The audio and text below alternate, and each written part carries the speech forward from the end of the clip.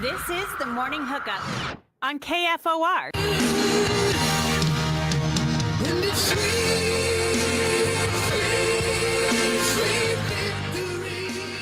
Good morning, Lincoln, Nebraska. Happy Victory Monday. Welcome into the Morning Hookup.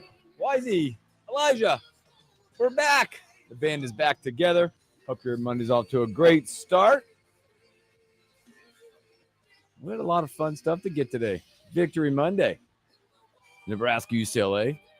What we learned from that. The landscape of college football is ever-changing all the time. There was some great football, by the way, if you got a chance to watch football all day long.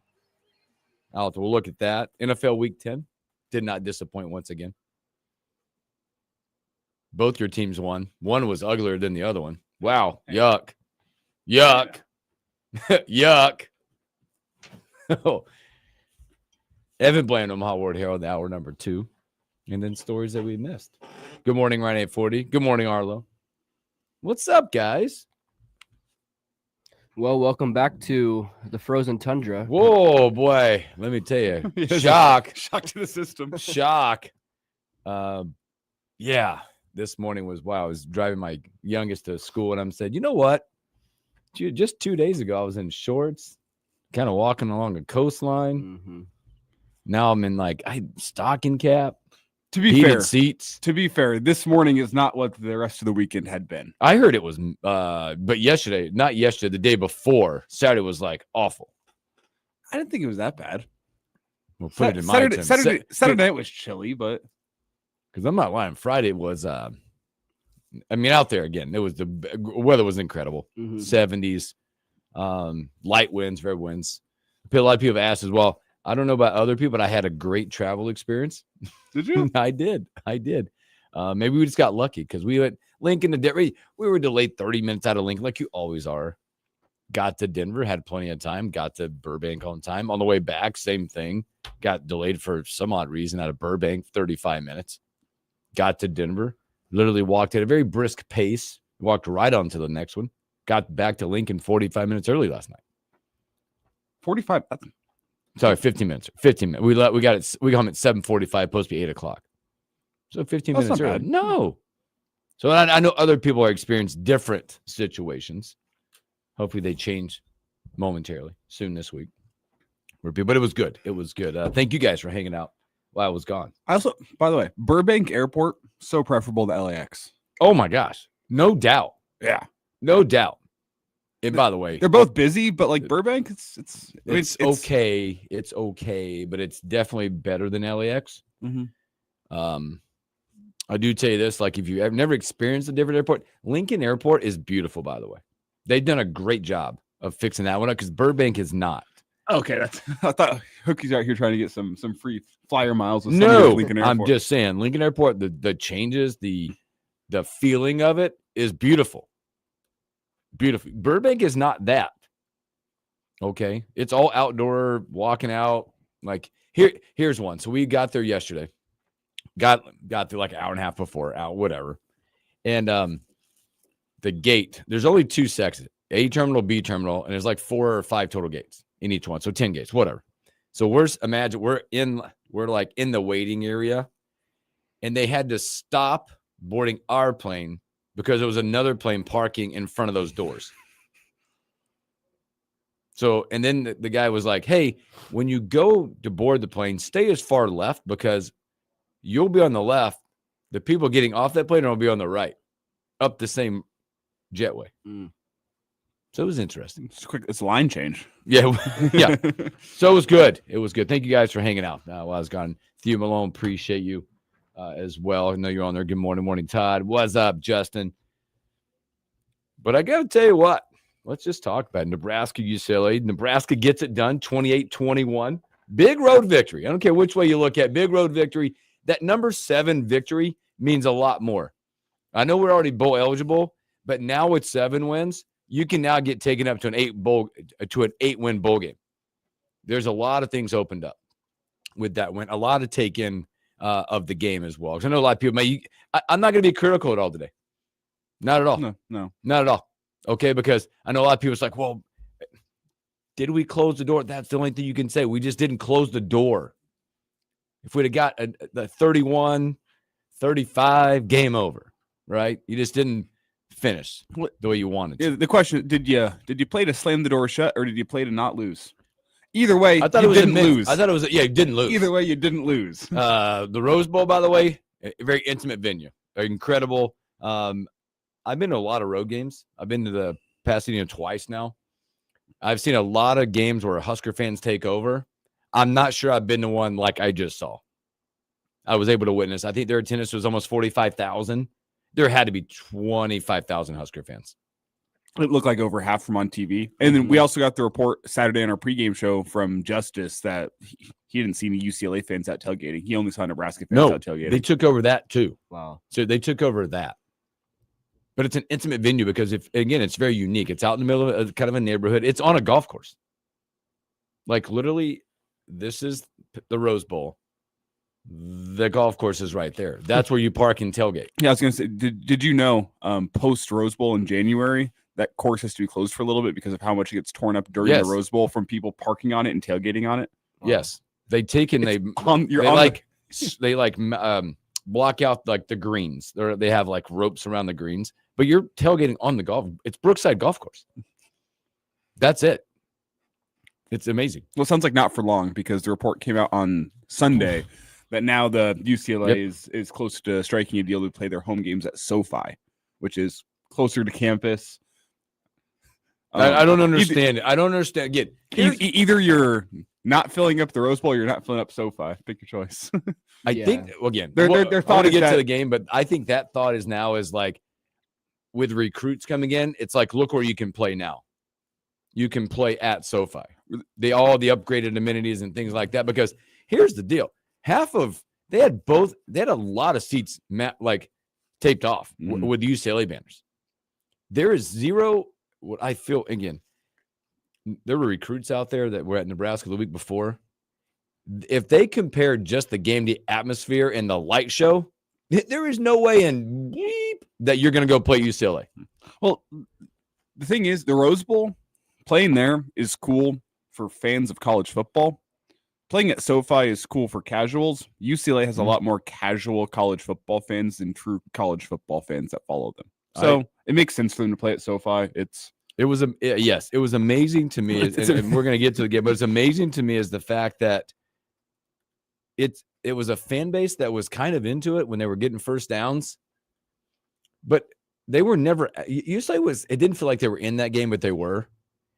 This was I got to get out of here and beat the traffic crowd. It was a one-score game, and there was a mass exodus going on of the crowd. It was interesting. But again, you got to be LA traffic. That's what it was. Again, but boy. As we look at the game, I will say, I talked about this yesterday in our Sunday edition of the Average Joe Sports Show, and I want to mention it again here today because there was a lot of reaction, a lot of overreaction, a lot of Saturday night with the performance that you saw. In terms of how impressed I was on the offensive side of the football, number one, I was most impressed by the offensive line. Yes. First time they were the aggressor. Yeah. They were good. I'm glad you said it. Most impressed by the offensive line. Yep. Number two, I was second most impressed by Dana Holgorsen, his game plan that he had in. On 1 week to run an offense that featured while didn't spam the quarterback run. It got Emmett going. It was legitimately, let's find a way to get the ball in the hands of Emmett Johnson as many ways as possible. That was great. Number three, in terms of most impressed, Emmett Johnson, which he's only number three because it's become normal for him this year to have games like that, but he was great. And then number four comes in TJ Lateef.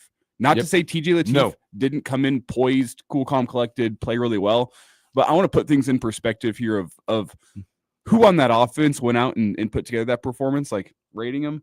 You don't do that without the offensive line. Nope. TJ doesn't do that without the offensive line. TJ doesn't do it without a great game plan from Holgorsen. TJ doesn't do that without Emmett Johnson running his tail off. With how many carries did he end up with that game? Well, I know he had 29. 28 carries, 129, 4.6 average. Yeah, plus the 100+ yards through the air. 103 in the air, 3 catches. Hey, then number four, I'll give TJ some credit. He came in cool, calm, and collected, but that was a bad front seven that you shouldn't have played. You did what you were supposed to do. Congrats, TJ, the homecoming, being that cool, calm, and collected. But let's put things in perspective here on a Monday. Not to say he didn't play great. He did what he needed to do. Not to say that game is not going to be part of his audition for the starting job next year. But let's give the flowers in the offense where it's due. And I look at the offensive line, Dana Holgerson, Emmett Johnson. They made things a lot easier on TJ throughout that night. Especially like the offensive line, a group that has gotten so much slack this year, and for good reason. They've had some pass protection problems. But when they do play good, you got to give them their flowers, and they played phenomenal on Saturday night. And Emmett Johnson, he gets all the like the praise and all that. But you don't have an 1,000-yard season without your offensive line opening some holes for you. So gotta give some flowers to the offensive line. But I mean, what more can you say about Emmett Johnson? Nothing. He's got 2 more things to say. 2 more Saturday, or 1 Saturday, 1 Friday to talk about. I'm with you, and I'm not whatever order. I thought this was Dana's shining moment. He called it an incredible. I thought his week of preparation with the quarterback. I thought the way he executed the game plan. I thought the play calling was magnificent. I would throw it up at that level. Magnificent. I thought that final drive showed me what they were all about in that game. Like, we're here to win. We're not going to sit back, run the football. We have a freshman quarterback. No, we're going to throw it. We're going to do what we need to do to get it done. I'll throw one more guy in there that become it's probably a group of guys. Those wide receivers blocking on the edges. Mm-hmm. Hey, Hunter, you keep doing it. Hey, Dane Key, make the tough catch and get whooped. Yeah. Those guys they're a lot like your line, because we think about the receivers going, well, they didn't catch the ball. They didn't, but go back and watch the tape. Watch on the screenplay to Emmett Johnson, the big one. Isaiah Hunter knocked 2 guys out of that play. If that doesn't get you fired up to watch that kind of stuff, because I know it's fancy that, again, it was a great thing that Emmett did. And again, not taking away from Emmett, but those receivers are blocking, the line was blocking, the way Dana called the game, I thought was magnificent. Like, it just was there. And you could see the emotions, if you could see on the TV, how that first drive when we scored, Dana was fired up, TJ was fired up. I thought he did a great job of managing the game. Yeah. He did not put the ball in harm's way. Not once. We can get to TJ now, because I think we've given flowers to the people that have to deserve it. TJ deserves some flowers as well. And by the way, Emmett Johnson, one more on him. Number 2 now? He's still number 2 in rushing in the country. Number 2 now in all-purpose yards in the country. Number 1 in the Big Ten. Number 1 among Power 4 in rushing yards. Don't be a coward. He's the all Big Ten quarterback. And again, if he does, running back. Sorry, if he doesn't, give him quarterback too, whatever. But if he doesn't, it's an optics situation of a school. Emmett's the best back in this conference, and he's borderline talking about All-American. And don't be a coward. Heck, put him on the ballot. Heisman, I'd be surprised to see it, because we all know he's got 2 more chances to do it. That's a quarterback award, I know. Doak Walker, he should be in the running. Get a peek at it. Here's the deal. He should be in the running. First team All-American. He should be your first team All Big Ten running back. Year after year, if you win the rushing title in the Big Ten, you're in that conversation. The Doak Walker. Your name's already put up there. You're all Big Ten. Nebraska got 7 wins now, too. Now you're knocking on the door again to 8 or 9. Mm-hmm. TJ Lateef.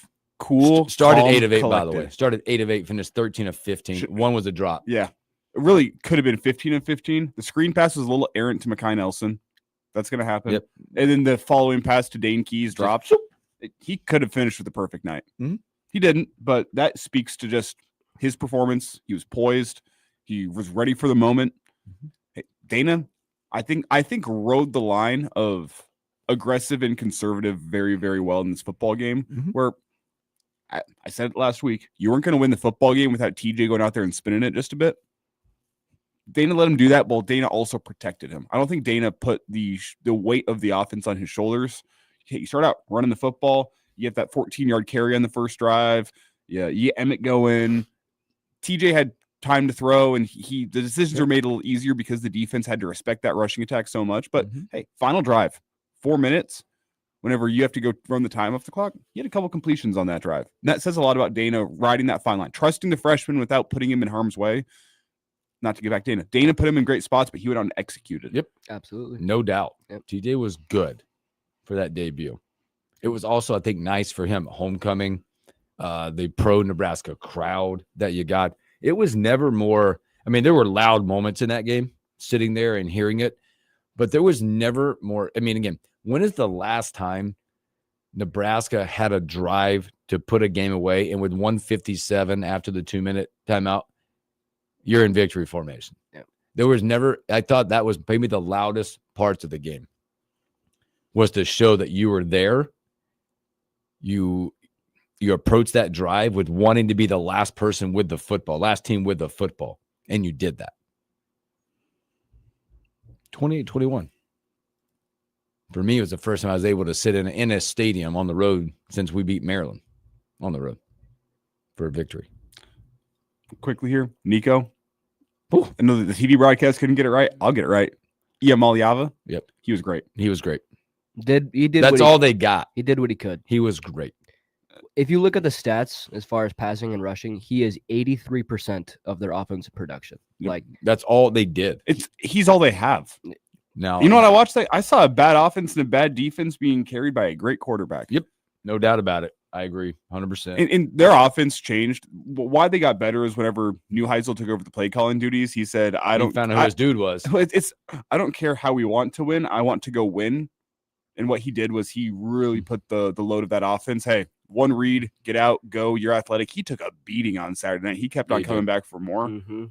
I don't think My people realize- respect went up big time for Nico on Saturday night. I know that's kind of what he's been over the last 5-6 weeks or so. But wow. I don't people realize how big he is. His length. He's Yeah. really lengthy and he's smart. He's one of the You top. could watch one him of the- they mentioned this in the broadcast. One of the Volleyball. top high school volleyball prospects in the country. You could watch him when they were in shotgun all the time, but as soon as his ball up, eyes up, you could see him scanning. He knew exactly which way to move left, which way to move right. He knew when it was time to go. He caused Nebraska problems on the defensive side for sure.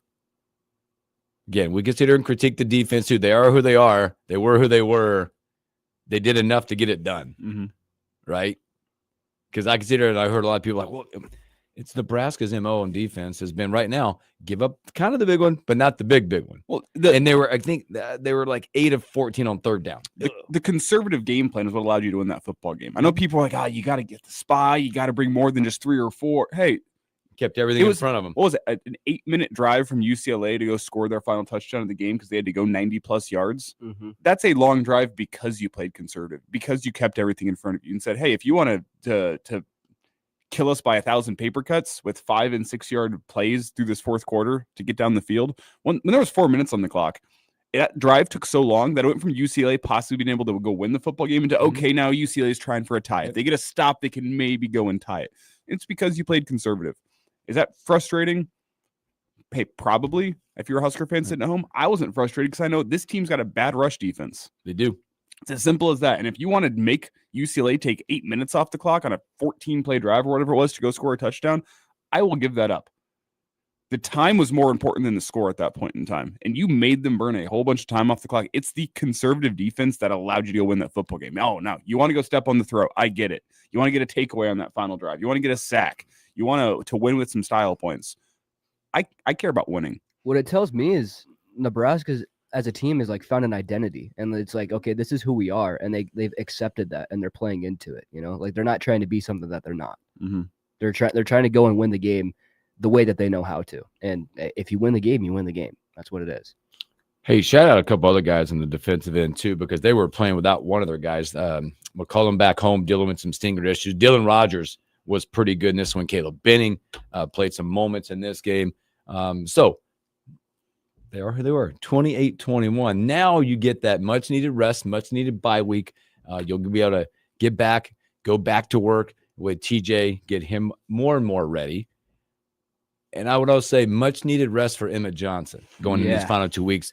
It should be a chance for Mosey and Nelson and whoever else to be able to get the line share, get Emmett some rest, because you're going to need him the rest of the way out for sure, especially headed to Penn State, who we're going to talk about here in a little bit, just because of what went down with them in Iowa. We all know what that's going to be like coming down. We'll talk about them as well coming up. So, but Nebraska 28-21, happy Victory Monday. Let's take our first break and let's come back. Let's look at college football that was on Saturday and how the landscape has changed over the weekend.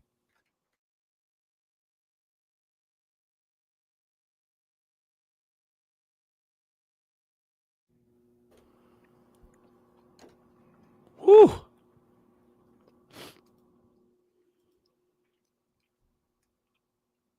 Guess who else saw after our reaction show on Saturday night? What time was this? Wait a minute. You were 8. to almost midnight. Like, We went till about 1:15 in the morning. and you saw somebody. Yeah, I was on designated driver. I was helping Okay. out some friends. Our good friend Will Wilson Oh, Hey. and Maggie. they're both the duo was in town. The duo was in town. Got to see them both. Will they remember seeing you? I think. I think Will's maybe a little more questionable. We ran into a lot. We out there. We actually were on the Husker not on the trip, but we're at the Husker alumni tailgate. They put a massive one on. They do a couple road trips a year. We're good friends with the lady that oversees it, and her husband I golf with. Really cool. We were inside. It was inside, like it was on the golf course. They had the whole pro shop decked out in red, and all the patio. It's magnificent. Where were you staying at in LA? So we took off Burbank, went to Malibu for a couple days, which was cool, but it's like an older built up town. They're trying to rebuild it, which is also kind of Sad because I spent a night in Malibu this spring, and all the beautiful houses up in the hills that are just burnt to a crisp. So Malibu had the 2018 fires in Malibu. We stayed in a Verbo right on the coast, but there's a ton of those homes that are gone. Mm-hmm. And then we drove from Malibu to Santa Monica, which drives you right by the Palisades fires, which is really somber to look up on the hills and you can see char, just it char. So it was, but it was cool. Ain't us. Nope. So we stayed in Santa Monica, and then they had we jumped on a bus with everybody, and 40 minutes to Pasadena. Dropped us right off there, dropped back on the bus, and came back. In LA, 40 minutes ain't bad. No. When we got there, we were in the car and drove to Malibu. We had to get to the Verbo, and there was construction as well. We had 2 miles to go just to get, or a mile and a half to get to the Verbo. 22 minutes. We're like, we just want to get there. Just get there, please. You need In-N-Out while you were out there? I did not. We did not. We saw a couple. We did not. Went to a couple of nights. There's great food out there. Oh, great food out there. Great food. So it was hard to we just want to try a lot of different stuff. What was the best meal you had?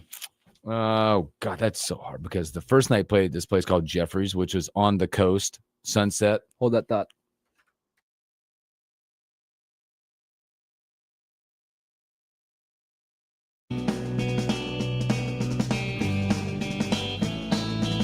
Well, I took a walk around the world to ease my troubled mind.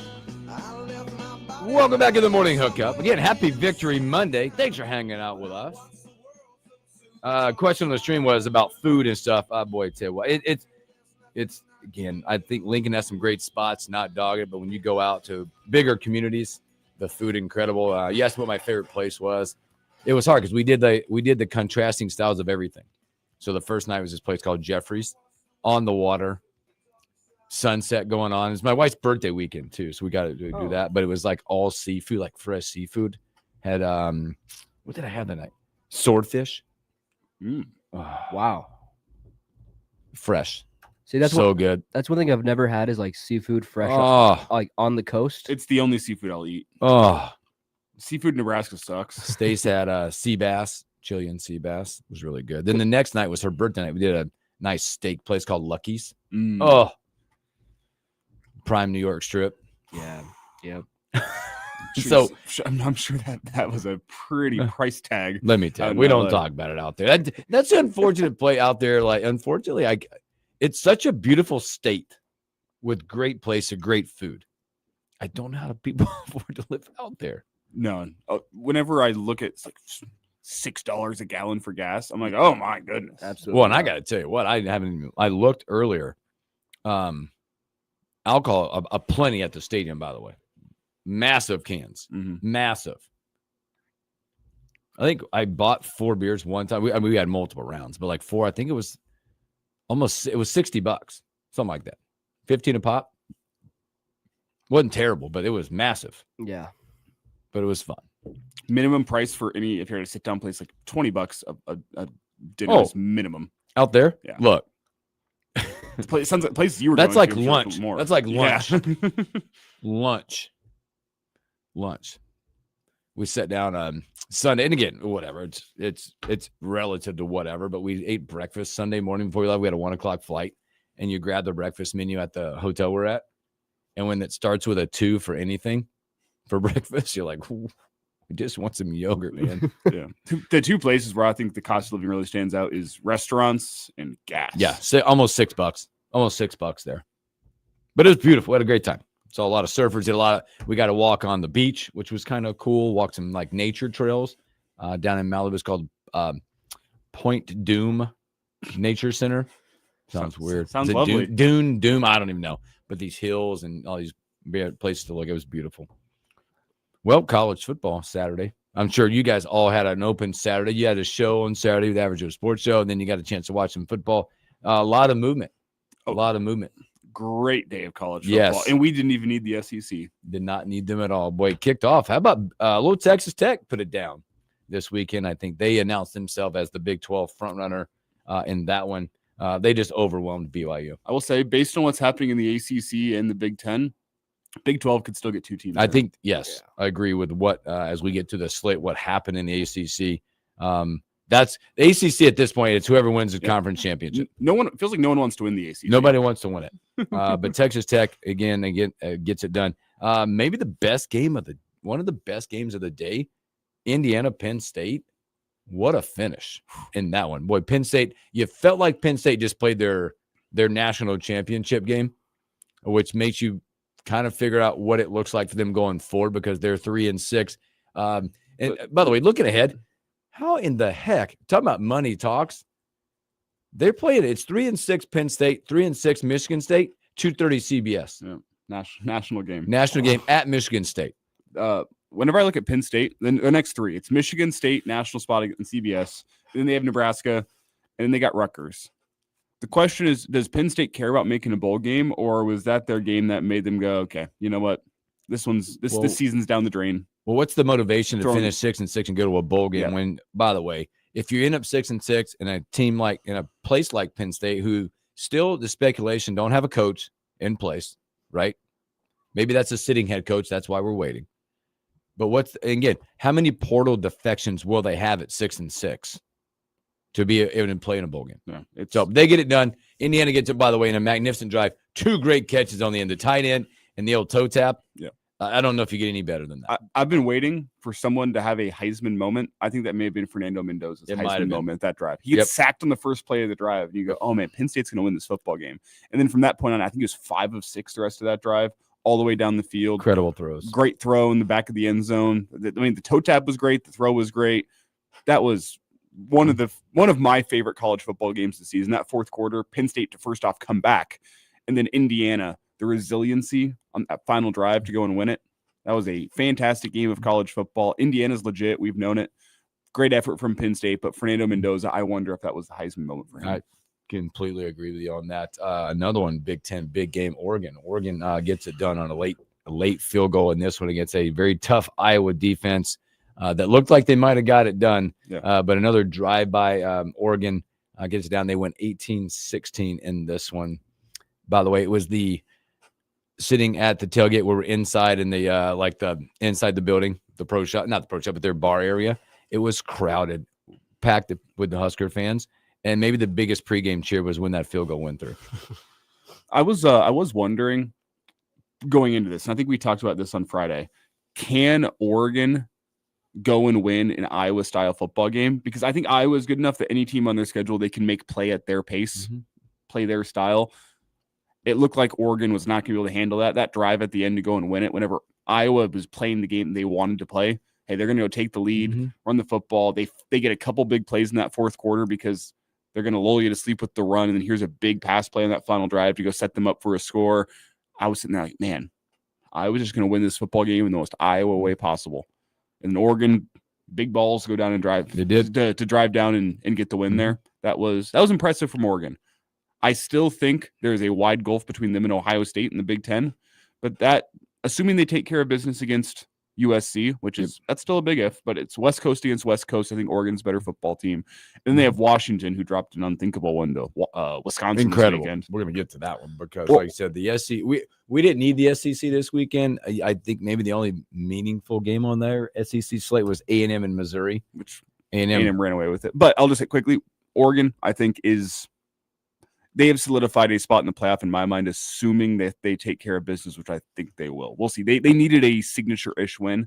Iowa's not like truly signature, but it's enough to show me, okay, that's a playoff team from Oregon. Going to that Wisconsin game, 13-10, Wisconsin gets it done in that one, which is such a Wisconsin-type win. You get the weather factor in there. You got a team coming from the West Coast to your place. A game that only, for Wisconsin, only allowed, they only shows you 7 completed passes in the game. But they get it done 13-10. Their first Big Ten victory. They're coming off their AD announcing that their head coach will be back with a lot of financial stability coming in play. Their leading passer was the punter on a fake punt. Yeah, it was 1 for 124 yards, I think. Yep. Yeah. Yuck. That game was on BTN last night, Big Ten 60, and I went, I don't care. I don't care. What? Like, why did it take 60? Yeah, that should have been Big Ten in 25 minutes. In 12. Here is the one play that mattered, the field goal and the block field goal. Mm-hmm. You mentioned the ACC. It is upside down after Cal goes to Louisville and beats them in overtime 29-26, and Wake Forest goes to Virginia to get a win against number 14 there, 16-9. Yeah, I don't think anyone wants to win the ACC. Felt like you've had a new leader about every single week, and they just find a way to blow it. It's yuck. Let's see what that even looks like. I mean, that's an ugly one. I got it right here. Is it back to Georgia Right, Tech it on is. top? Right now, you got 5 teams, all with 1 loss. Georgia Tech 5-1, Virginia 5-1, Pitt 5-1. Which, by the way, game day will be at Pitt this week. Sneaky team. SMU 5-1, Duke 4-1, and then a bunch of 2 losses behind that. If you're wondering, Florida State 1-5. If anyone was wondering, they got upended by Clemson this weekend. By the way, it was 3-4. I can't believe Clemson's 4-5 overall. How they have fallen off. Yeah, Dabo has not been able to handle the portal and NIL era. It's been wild to see just how hard they've fallen off. And I thought they had one of the more talented rosters coming into the season. At beginning of the season, everybody, including myself and you guys, were like, Clemson's number 6. We thought they were underrated at 6. Not so fast. But Pitt this week, Turns out big we're game. not very smart. No, not at all. Pitt, big game this week for Pitt, by the way. They will be at home. Notre Dame comes to town.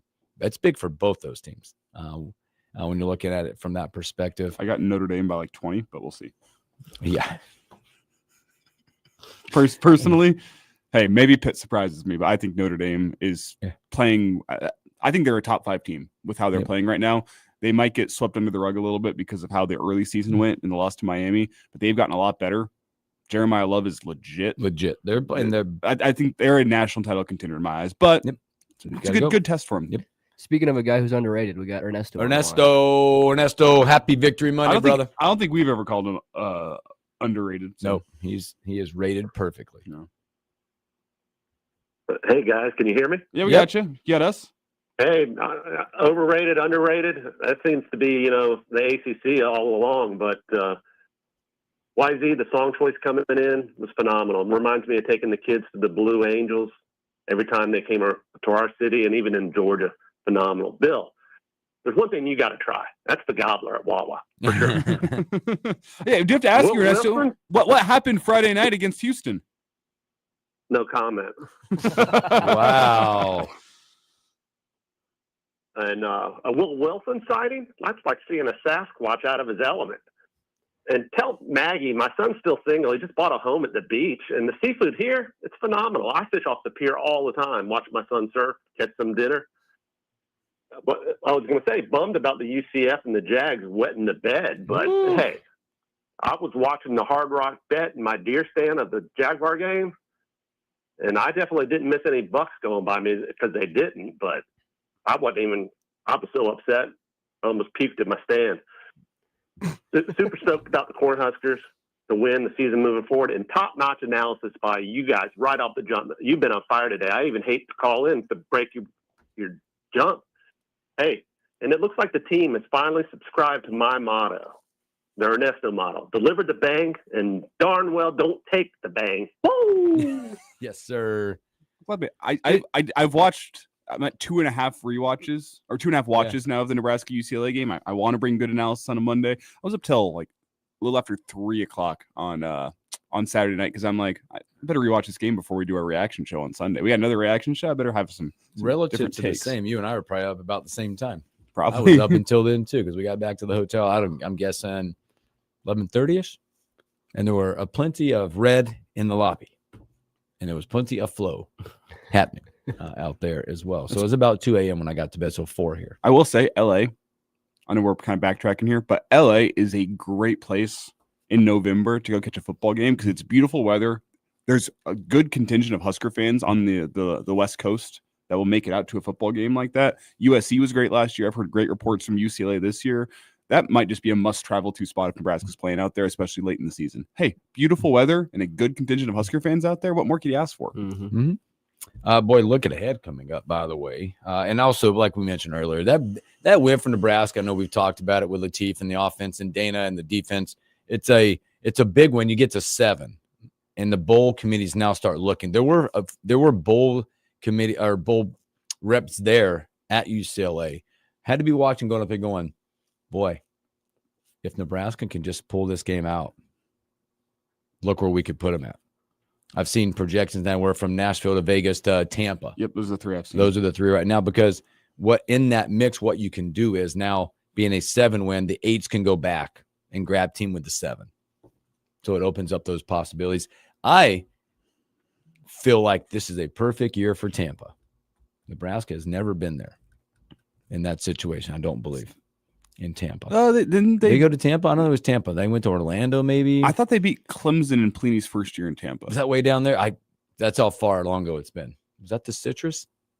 That's Nebraska. I didn't think they'd been to Clemson. Tampa. I thought that game was in Florida, but It was in Florida. I did not believe it was Tampa, though. That was the Gator Bowl. Was that Tampa?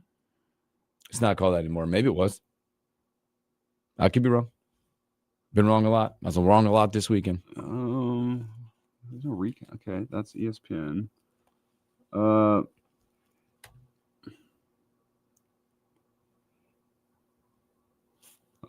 I'm still looking at Looking. Jazz Jacksonville. Jacksonville. That was Jacksonville. Yeah, I don't think they've been to Tampa. I think Tampa was I think Tampa's probably looking at Nebraska going, look what we could do with Nebraska fans in Florida on New Year's Eve. Hey, I'd show up if possible. Bowl trip. Well, I'd probably have to fly out on the day of because I'm doing the morning show that day. But I could make it out there. Yeah. Why not? You know what they say? Airport's never that busy on New Year's Eve. No. It would not be busy for you. No, it's in and out. That's what I've heard. But real quick, looking ahead at games coming up that could change, the landscape can continue to change. We mentioned that Notre Dame is headed to Pitt this week in a big matchup for both those teams. Probably a game that you'll be looking at is USC this week. Iowa's going out there to play USC. Does Iowa bounce back? Does USC continue their role and maybe try to sneak into that playoff? There's an elimination game in the ACC. I guess they're all eliminated, but whatever. Virginia heads to Duke, as we talked about both those teams with 1 losses. Alabama, by the way, Alabama, you mentioned Notre Dame maybe playing the best. I think Alabama might be. I mean, they're legit now. We talked about this last week. They are legitly playing the best, some of the best football out there. We said it, I think it was last week, that we thought our national title contenders were Ohio State, Indiana, Alabama, Notre Dame. for me, I think you can A&M. I think you can throw A&M in there now for me. I had a little bit of questions that win against Missouri on the road. Yeah, It's against backup quarterback though. Yep. You have to, But they do what they're supposed to do. Mizzou was playing the backup. They do what they're supposed to True. do. I think A&M is poised for a deep run in the playoff. I'm not sure if they're national title ready still. But with They're right there. Marcel Reed's probably the top 3 quarterback in college football this year. So Yeah, but that's a factor. I think the undervalued part of A&M is that defense. mm-hmm. I saw a stat on game day on Saturday that blew my mind. This year, I think it's an SEC play. Teams going into that game on Saturday were 8 of 56 on third down. Yeah, that's 14% success rate on third down on A&M defense. That defense is legit. Oklahoma, Alabama. They got to go to Alabama. Oklahoma comes there. Touchdown favorite to open that game up. Bama is a touchdown favorite in that one. That's about it. You're like, oh no, well, wait a minute. This is a big one this way. I think this will probably be maybe the biggest, I don't know, game of the week. Texas headed to Georgia. Can Texas hold serve and try to play their way in with Georgia, sitting at the 5 spot? Georgia finally played like Georgia this past weekend. Yep. I've been kind of waiting for it. I know it was Mississippi State. A lot of people thought Mississippi State could be dangerous. They just went and dropped a hammer on them. 41-20, 41-21, 41-21. Yeah. They just went and dropped a hammer on Mississippi State. That was finally like, oh, yeah, this is Georgia. This is Kirby Smart football. It finally felt like it. They had not quite played like that all season long. That was the first one that made me go, oh, yeah, Georgia is still Georgia. I don't think they're a national title contender, but they played like it over this weekend. So a lot going on. Good college football did not disappoint again. And this week you get to have, as a fan, as a media member, stress-free Saturdays. Stress-free Saturday with incoming weather, it looks like, too. So maybe a good time to. I was really wanting to get out camping this upcoming weekend. Yeah, camping. You Which, could. It's warm, but the problem is we got some rain coming in. We'll see. 71 degrees on Saturday, but it might rain while I'm out camping, and that's always camping for real. I want to. I haven't made it out yet this fall or this summer, really. Be a good time to make it out. Just a one-night camping trip. Go sit around the fire. No, you're not speaking my language at all. No, it's great. Just go city boy at heart, no matter what. You shut the phone off. You get out in nature, appreciate some time with some loved ones, friends, family, whatever it may be. Roast up some hot dogs, some marshmallows, some s'mores. I think s'mores are overrated. Oh, but get out of here! S'mores overrated? What are we talking about? Conversation for the stream. Let's take a break. When we come back, let's talk about more Nebraska athletics. It was a big weekend for all the Nebraska sports. That and a whole lot more when we return.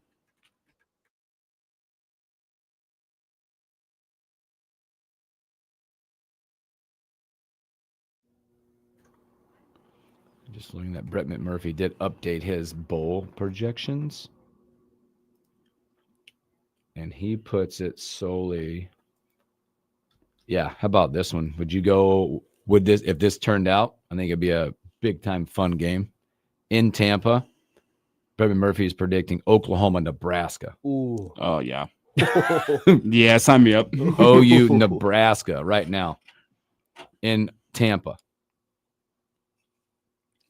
Does that fire you up? Sign me up. Not s'mores fire you up, but fire you up. Tell me why you don't like s'mores.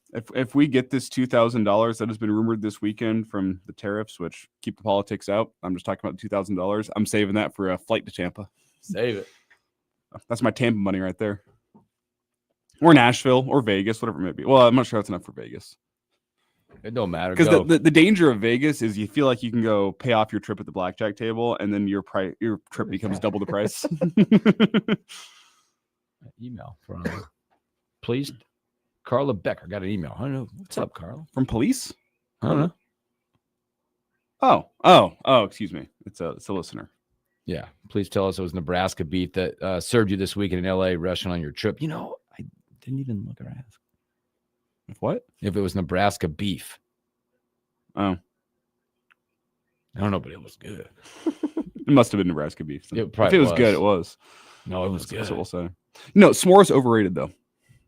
Can I say that? How can you guys debate this because I'm not a sweets guy. How can chocolate mixed with marshmallows be overrated? Let alone toasted marshmallows. That's fair. It's just that I don't know. People make it out to be this camping staple. It's not for me. Yes, it is. It is a camping staple.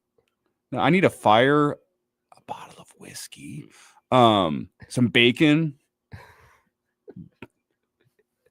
See, bacon to me that's a camping staple. Put it in the cast iron. We've got on different camping trips. Because when you cook the bacon, now you leave a whole bunch of oil. And that's your cooking oil for the rest of the meal. Which is great. So I throw in some bacon. If it's dinner, I'm going pork chops. If it's breakfast, I'm going eggs in the pan after that. S'mores are just empty calories.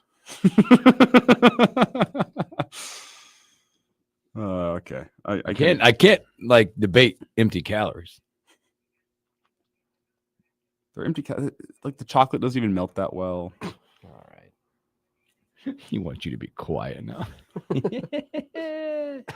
It's like, you be quiet. You're messing all this up. Oh, I'm gonna do that this week too.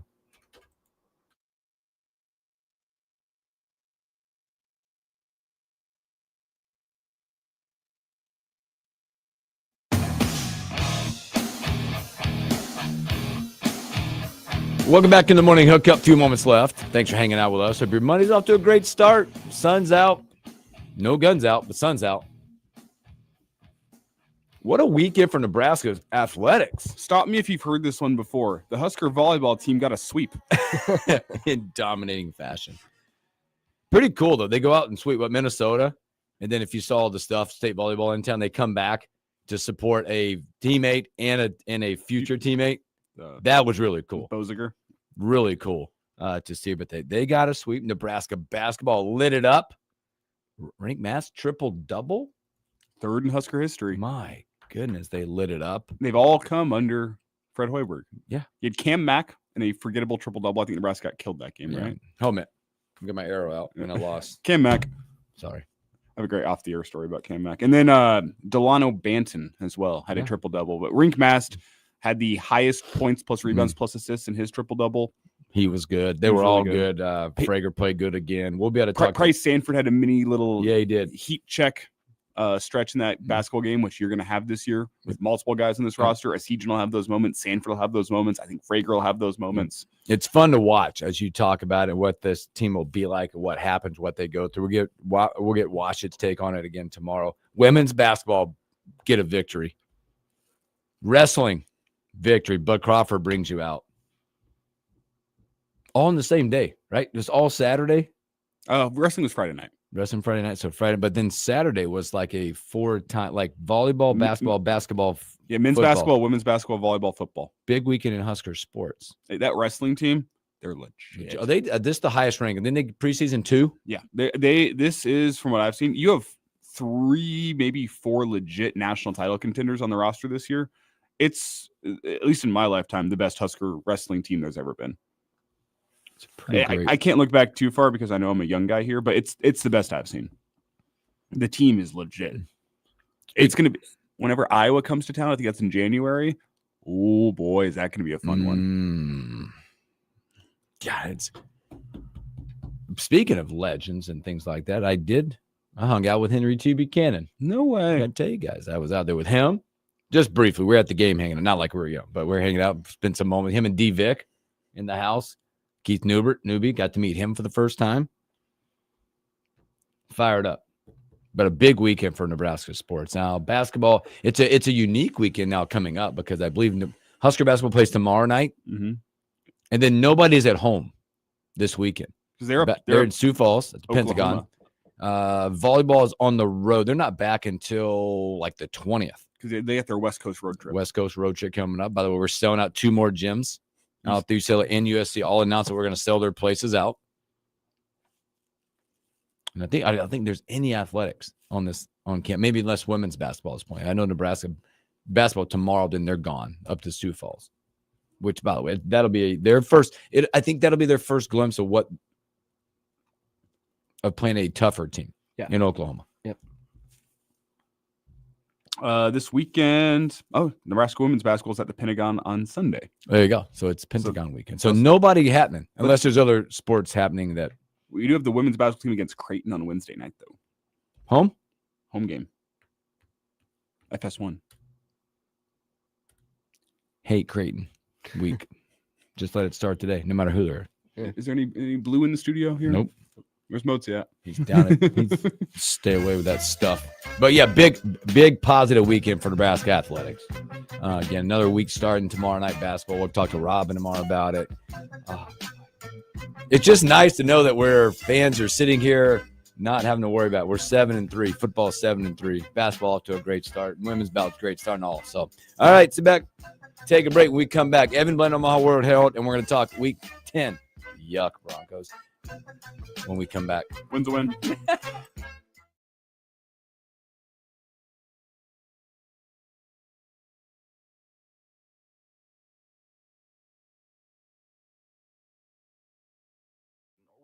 but after this year, it was out of control. Then David called Get a Tax Lawyer. Right away, they were like, oh yeah, looks like you're qualified to save.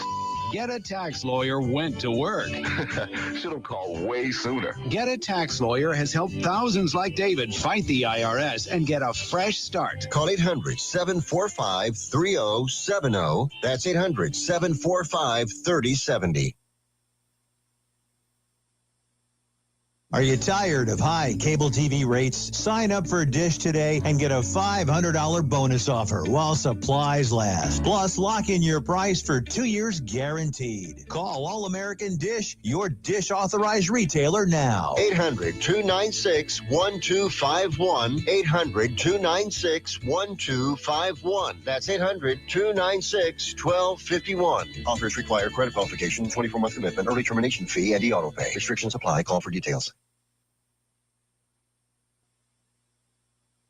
Coverage varies by plan. View contracts and exclusions at endurancewarranty.com. If you're driving a car or truck with an expired warranty and suddenly lost your transmission or needed a full engine repair, would it leave you stranded? I'm Danica Patrick. Choose the company I trust, Endurance. If your vehicle is less than 20 years old, Endurance offers auto protection on the drivetrain, AC, and more. Act now and get 1 full year of elite benefits. A $2,000 value, free. Call 800-298-9302. 800-298-9302.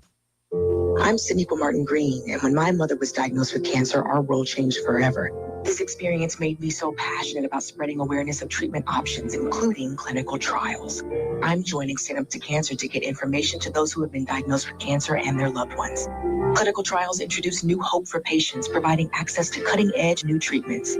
Talk to your doctor to see if a clinical trial may be the best choice for you or a loved one. To learn more, visit standuptocancer.org/clinical trials today.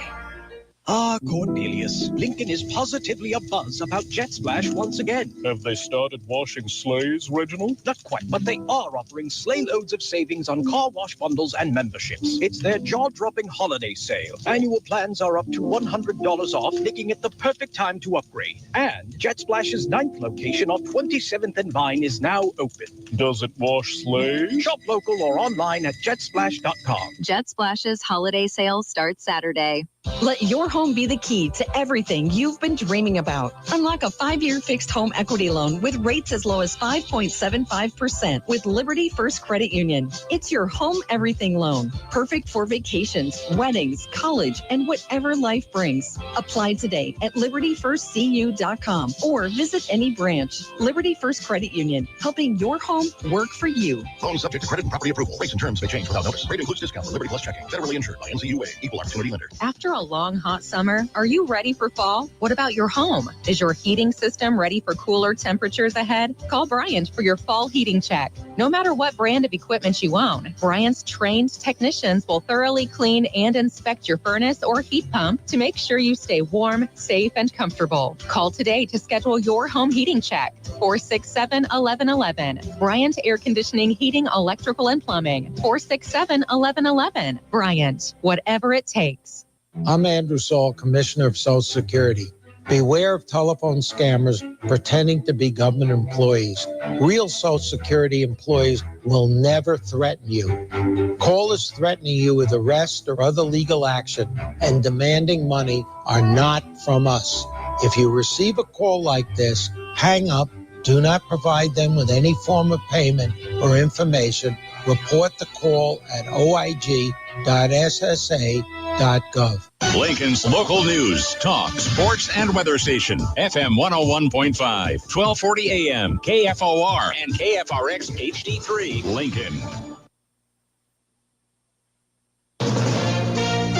From ABC News, I'm Sherry Preston. House Speaker Mike Johnson urging members of Congress who have been out of Washington throughout the government shutdown. All my colleagues, Republicans and Democrats in the House, you need to begin right now returning to the Hill. We have to do this as quickly as possible. That following the Senate vote last night to begin the process of reopening the federal government. As part of the deal, sources say Democrats were able to secure a vote on health care subsidies in the coming weeks, but there's no guarantee Republicans will support it. The agreement also reverses mass firings of federal workers laid off during the shutdown, guaranteeing back pay as required by law for hundreds of thousands of others who were furloughed, and includes months of funding for SNAP, federal food assistance. ABC senior Washington correspondent Rachel Scott. There is another hearing today on whether those full SNAP payments will remain in the food assistance program. And there were more flight delays and cancellations today. FAA regulations due to the shortage of air traffic controllers during the government shutdown. Same-sex marriage will remain the law of the land in all 50 states after the Supreme Court rejected a bid to revisit its landmark ruling from 10 years ago. Here's ABC national correspondent Stephen Portnoy. The High Court didn't explain its decision. It simply turned down the appeal of former Kentucky County Clerk Kim Davis. She was briefly jailed and ordered by a jury to pay one same-sex couple hundreds of thousands of dollars after refusing to issue them a marriage license. Davis had hoped the court would not only take up her First Amendment argument, but also revisit the court's landmark 2015 ruling on same-sex marriage. The court's move will end any talk of that, at least for now. Federal health officials today announced that the FDA will remove the black box warning from hormone replacement therapy, HRT, products for menopause. 2 studies in the early 2000s had claimed that HRT came with major risks, including breast cancer. An expert panel recently went back to the research and said the benefits outweighed the risks. You're listening to ABC News. Between all the holiday parties, weekend tailgates, and family get-togethers. Oh, they're here. Hey, who needs something to drink? we've been overindulging a little more than usual. Thank goodness we both added active liver to our diets to give our livers some much-needed support so we have the energy we need to enjoy the holidays. Active Liver from New Nordic contains a powerful blend of turmeric, milk thistle, and globe artichoke extract designed to give your liver maximum protection and help it do vital jobs like removing toxins from alcohol, rich foods, and sweets. Try Active Liver today and enjoy all the holiday treats with the peace of mind of knowing you're giving your liver some relief. Find Active Liver online at Amazon, Vitacost.com, or iHerb.com. Or pick it up today at CVS, Meijer Grocery, or ShopRite. Enjoy life to the fullest. An in-custody death in Southeast Lincoln. Good morning. I'm Jeff Modes. 28 degrees at KFOR. This morning, an investigation is underway into an in-custody death from Sunday night where a man in his 40s took his own life while in the custody of Lincoln police. According to Lieutenant Jason Goodwin, officers were called to a disturbance in the area of 54th and Meredith. A man in his 40s was reported to be having a mental health crisis by the reporting party. When officers arrived, the man was attempting to make entry into a home through a basement window. Goodwin tells KFOR News after he was searched by officers and put in the back of a cruiser, the man apparently shot himself with a gun. Goodwin says that the man was able to move his hands to the front of his body where he apparently pulled the firearm from inside his pants. The man passed away at a Lincoln hospital. His identity is not being released, this time pending notification to family members. From overnight, a burglary inside Rockbrook Cameron Video Office 70th and Pioneers. It happened just after midnight, according to Lincoln Police. A male seen wearing a blue sweatshirt and jeans broke out the front glass window and got inside and took off with several items. That investigation is still ongoing. Nobody was hurt, and everybody was able to escape a home that was fully involved in a fire late Saturday night at a North Lincoln home. It was just after 11 p.m. when Lincoln Fire and Rescue were called to the scene in the 1600 block of Colbera Street. LFR investigators say that the fire in the garage extended up into the attic, and then the fire engulfed the house, and firefighters had to fight the blaze defensively. They also had to protect homes on both sides of the house to prevent the spread of the fire. About $650,000 damage was done, and no word yet on the cause of the fire. Lincoln's first forecast today, sunny and a high around 40, then increasing clouds tonight and a low of 30 for Veterans Day tomorrow. Mostly sunny and a high of 67. Wednesday, sunshine and a high of 62. Thursday, sunny and a high of 66, up to 70 for a high on Friday. Right now, 28 degrees in Lincoln. I'm Jeff Motes, KFOR News. Between all the holiday parties, weekend tailgates, and family get-togethers. Oh, they're here. Hey, who needs something to drink? we've been overindulging a little more than usual. Thank goodness we both added active liver to our diets to give our livers some much-needed support so we have the energy we need to enjoy the holidays. Active Liver from New Nordic contains a powerful blend of turmeric, milk thistle, and globe artichoke extract designed to give your liver maximum protection and help it do vital jobs like removing toxins from alcohol, rich foods, and sweets. Try Active Liver today and enjoy all the holiday treats with the peace of mind of knowing you're giving your liver some relief. Find Active Liver online at Amazon, Vitacost.com, or iHerb.com. Or pick it up today at CVS, Meyer Grocery, or ShopRite. Enjoy life to the full. This is the Morning Hookup on KFOR.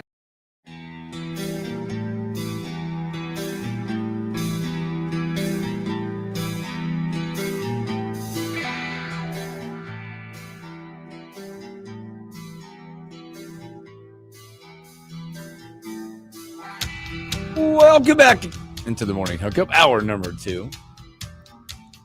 Good morning, Greg. Thank you guys for hanging out with us. I was just having the conversation off about like the time change continued to mess me out there. Obviously 2 hours behind. I was waking up at 3:45, 4 o'clock in the morning. And then I walked into a major dilemma on Saturday. Up early again. I was watching game day at 6 a.m. Still dark. Weird.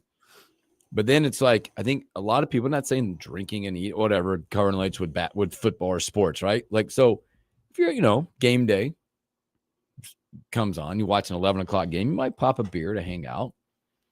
Out there, it was 9 a.m. in the morning when the first game was on. Like, you have a moral dilemma with yourself sitting there going, wait a minute, it's 9 o'clock. And Nebraska doesn't play till 6 o'clock out there. Yeah, if you're going to start, you got to factor a nap into your day at some point if you're going to start at 9 a.m. And that was not in the cards because we went we left around, around that time, somewhere 9:30 and drove to Santa Monica from there, which is like a 15, 20-minute drive, right? And luckily it all worked out that our room was already ready, yada, yada. And then after that, it was like 10:30-ish. Now you come downstairs and it's all red in the lobby. All right, I guess we start. Yeah. Here we go. Irish coffee, not a bad way to start. Not a bad way to start. But if 9 a.m. is the start time, there needs to be a midday nap. Yes, I agree. I absolutely agree. Now, and if that wasn't in the cards, and what time did you start? We did get a nap. I got 11. That's not bad. We did factor in that there was a 45-minute bus ride. I looked over, my wife was asleep. It's like, I'm doing this. We were talking to Justice before we went out there, and he hopped on our pregame show. He kept it in control, but they got out to their tailgate at noon. Oh yeah, I had communications with with Justice. I think this is pretty fun.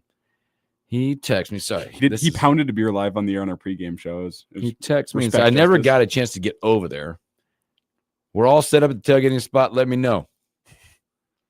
I said, what's up? Where are you at? Blah, blah. Section, send me the section. Big question is, do you have Crown Royal? I think they had natural lights. We do not, unfortunately. Like, a lot of Michelob's and water. He said last night was kind of a little crazy. Good for Justice. That's all I got. I didn't even ask why. I just said, all right, good for you. Go enjoy that nightlife out in LA. But we did factor in that. But here's also interesting. You take things for granted a lot when you go to different places. The Crown and Water thing was weird to them. I think it probably made weird to a lot of people. I don't know. Like, I was getting glasses of water and Crown on the Rocks all the time. And then Crown and water. Yes. Happened quite a bit. So I had to make my own drink at the table, which is fine. And then we have a tradition after every win, we take fireball shots. It's what we do. It's what we've been doing for 20 years. Zero clue at the hotel. I mean, really? Zero clue. That surprises me. Now, I can understand going in there and asking for a Busch Light and getting a weird look. Zero clue. They don't know about Busch Light out there. We ended up running into some. They found some, but it was like talking was like cinnamon whiskey. Da, da, nothing. They didn't know what Fireball was? Nope. The gentleman behind the bar did not. Wow. They had to run to a different location, a different bar. They had like managers involved. No, this is Hooksy, and we found it. You know, Hooksy's staying at a bougie hotel in LA, like Blanton's. No, I wanted the crowd. Don't give me into that stuff. It was already $25. Fireball. What is this, college? And then they found some. And it's a great little hotel. They found some, and they weren't shots. They were sippers. I mean, legit. Like, it gave you like the rocks glass, and it looked like it was this much, but it was a lot. Yeah, that was at about 11:45 at night. And we did a couple more. So, hey, boy, NFL did not disappoint once again. Well, my Broncos did, but we talked about that on Friday. You'll take a win in the grossest football. Thursday night football, it's always gross. We've gotten lucky this year with some high-scoring games, and people forget just how gross Thursday night football usually is. That was a traditional, gross, defensive Thursday night football game. It was a return to normalcy. The Broncos win. They're top of the AFC West. That's all we got to say. You call it defense. I call it offensive to all of us. They did win. Congratulations. And how about us? I know YZ and I were talking Friday about like, hey, when is Travion Henderson going to break out for the Patriots? Boom. And I'm like, it feels like it's coming. Boom. Yesterday was that day. What a day, Travion Henderson. Boom. Look what happens when you give him the ball, huh? Give him the rock. He gets it done. I love that moment on his second long touchdown run where he's looking to the sideline. sideline. Wait, what? Do I go down? He like What? asks, he like gestures, he's like, can I score?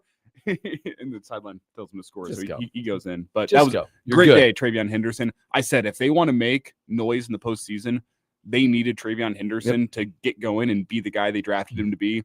Yesterday was the first day where we saw that's who Travion Henderson is. Drake May solely in the conversation MVP? To me, it's Jonathan Taylor. It should be Jonathan I was Taylor. going to say we're going to get to that because but he was a phenomenal. Yeah. Rest in peace to anyone who played Jonathan Taylor in fantasy this week. Yeah. It was a 50-plus point day for do you have him on your team or you play against him? Oh, I'm sorry, buddy. He in our league, he was 62.5, I believe. Let me look. Oh, God. Let me look. I think he was 54 points in our league. I will look because the text came out like, sorry, Hooks. That the guy I was playing actually was in the group. Let's see. The thing was that was an early game because it was in Germany. So it was like the earliest I think most people have been like, oh, I just lost my fantasy matchup. 62.6. By 11 a.m., it's like I've just lost my fantasy. Yeah, I was matchup. out. I quit looking after that. Watch out. Here they go. The Ravens. They get it done 27-19. And they, boy, they're just come rolling. They're showing you why they're still the favorite in that division, right? And what they're doing. Lamar Jackson 176 in the air. Henry 75 more yards. They get it done. They've now won 3 straight. They're at 4-5 now. Well, they're getting everybody healthy. It's kind of looking a little scary. If that defense can figure it out with everybody healthy, they're going to be a scary team. Well, it feels like they are, despite the fact that they're not in first with Sunday Night Football result. The Ravens are the team to beat in the AFC North. After as bad as they started, that is their division to lose. Boy, I tell you what, maybe I. Well, it's a fun fact. Sorry, this is quickly here. Every single team in the AFC North has a negative point differential. Take that. That's weird. The Steelers have scored 212 and have given up 220. The Ravens have scored 229 and given up 235. The Bengals and Browns aren't even worth mentioning because they're so far negative. But every team in the AFC North is negative in their point differential. Wow. Speaking of probably inexcusable and embarrassing, the Bills should be embarrassed. 30-13, they lose that game and scoring those 13 points in the fourth quarter. Yuck. They fall to 6-3. Dolphins get their third win of the season in that one. Do we need to talk about the Jets and the Browns? No. Moving on. Big comeback, by the way. How about 26-point fourth quarter for the Houston Texans? I was watching that one. We'll get to the 3 o'clock slate here in a second. That sucked because the noon slate, if you were locked in on the right games, was a really fun noon slate. The Texans and Jags game was a lot of fun. The Bears game was a lot of fun. Mm-hmm. There was good noon games, and then 3 o'clock rolled around, and it just sucked. It just went depressing. But no, that end with the Jags was really, really fun because they got Cam Little, and you think, oh man, they made it all the way to like a 74-yard field goal, and like they're 5 yards away from giving themselves a realistic chance. And there's an illegal hands to the face penalty, and that's about it. That's about it. But boy, 26 points. They kind of hold serve there at 4-5 now. There, you mentioned your Patriots. They get it done on the road, 28-23 in that one. Saints, whatever. Panthers. Bears 24-20. Big comeback from the Bears. Big comeback for them, 14 points. That game turned. Jackson Dart fumbled the football and left the game with a concussion. Changed the entire deal. Changed the entire complexion of the game because Russell Wilson came in and that offense was lifeless with Russell Wilson at quarterback. Caleb Williams, great fourth quarter to lead that comeback. Should you be making a comeback on the Giants? No, but as a Broncos fan, sometimes you got to do it. The Bears did it. Seahawks, whatever. They just dominated. The defensive side of that was really good. A couple of touchdowns on the defensive side from the same individual. I was playing the Seahawks defense. With that 44-22. They put up 22 fantasy points in my league with 5 sacks, 2 touchdowns, 2 forced fumbles, 2 recoveries. That's a scary team in the NFC right Yeah, there. it is. Seahawks. Oh, Contenders. And Rashid Shaheed was getting limited snaps as he settles in more to that offense. That is Jackson Smith and Jigba plus Rashid Shaheed. Dangerous. I know we're still talking about this week, but Seahawks have a great matchup this week against the Rams. That's going to be an incredible game to watch. Is that a primetime game at all? No, it's not. It's a 3:00 game. 3 o'clock slate. I'll be watching my Broncos against the Chiefs next week. Lions 44-22 in a game that sounds like that we have the head coach now, Dan Campbell, calling the plays in that one, not jiving with the new OC currently right now, but they hold serve there 44-22 in that one. Rams are impressive. I got a chance to watch this a lot, by the way. Stafford, another 4 touchdowns. They run the rock really well. Williams has 2 touchdowns. Devontae Adams resurrects. He has 9 touchdowns, I believe, this year on that 77 total yards and another touchdown. Mac Jones still really good, man, in that game at 319, 3 touchdowns. But they lose. So now it's 7-2 Rams and the 6-4 Niners tonight. Big one tonight. Eagles at Green Bay. Enjoy this Monday Night Football game tonight because I just looked ahead on the slate. You know what next week is? Monday Night Football? Cowboys at Raiders. Is this the point? This is the point of the season coming up, I think, in their primetime slates where they were trying to predict what could be. Because we're not to the flex schedule part of the schedule yet. They're predicting some of these weeks about what could be. Eagles and Packers is a good one, so enjoy that. Next Sunday night, we have a good game, Lions-Eagles. And the next Monday night, it's Cowboys-Raiders. Gross. And Thursday night football this week is Jets-Patriots, which, hey, Patriots look good, but the Jets, gross. So enjoy this Monday Night Football game. I don't have YouTube TV, so I'll probably be trying to find a local establishment to go watch this one. Thank you, YouTube TV, you sons of guns. It's ESPN's fault. Let me not blame YouTube TV here. It's ESPN's fault. Those greedy guys, greedy fellows. I could use some very choice words. I'm not going to make YZ hit the dump button. We're on a 7-second delay for a reason. I'm not going to make him use it. Yeah, I'd scramble to find it and miss it. But all those words that would be bleeped, I could use for ESPN right now. Yeah. But hey, go support local business in the meantime. You could either support ESPN, the billion-dollar corporation, by going and getting Fubo or ESPN Unlimited or whatever, or you can go support local business. I encourage you to go out and support local business if you're a YouTube TV subscriber and make it hurt for ESPN just a little bit. There you go. Should be a good one tonight, though. Should be a good one tonight. I have no idea who wins this game. Packers -1, I believe, right now. The Packers are at home. And they've been bad offensively. It is chilly up in Wisconsin right now. It's the Gales of November have come early. So entertain yourself. The Gales, I got you. You guys wreck of the Edmund Fitzgerald, folks? No. Today's the day. Today's the what year anniversary is the? I think is it the 50th? No one. I have no idea what you're talking about. So no one knows the wreck of the. Yeah, it was 50 years ago.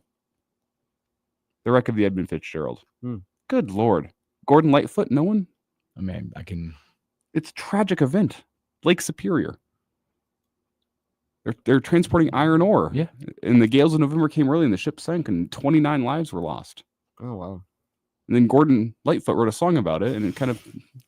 It went down in folklore. History hour with Elijah Hurl. I can't believe you guys don't know the wreck of the Edmund Fitzgerald. I know it, but I just know like today was the day. 50 years ago. I didn't know it was 50. I did not know that. Look into it, guys. Well, Elijah falls asleep to history facts at night. So this is true. You know what it was last night? Oh boy. Did you see on there? I did not know. There's a good one last night. It was Greek mythology. The history of Dionysus. Anyway. It's not how I fell asleep last night.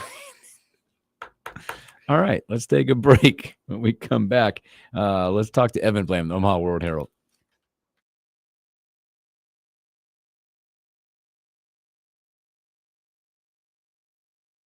Caught me off guard. I had no words. I'm not speechless very much, but that one. I think the wreck of the Edmund Fitzgerald is somewhere in the downloads folder in there. YZ, if you want to bring us back with it. Evan seems like the type of guy who would know about the Edmund Fitzgerald. I'm disappointed in you guys, though, a little bit. It sure is, by Gordon Lightfoot. Mm-hmm.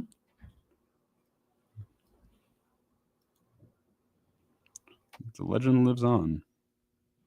From the Chippewa on down to the big lake they go. So much going on. Oh, I know this song. Yeah. It's a big song. So I was like, hey, how do you guys not know the Edmund Fitzgerald?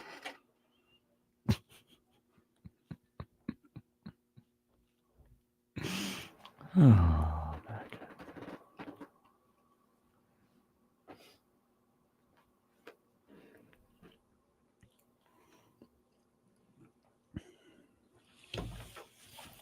Hooksy's go-to drink, Double Crown and water, hold the water. Yeah, it was interesting.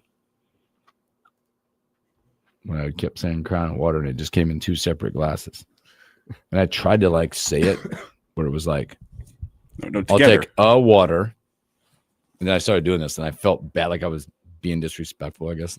I'll take a water. Then I'll take a Crown and water. With the hand motion. I was hand gesturing.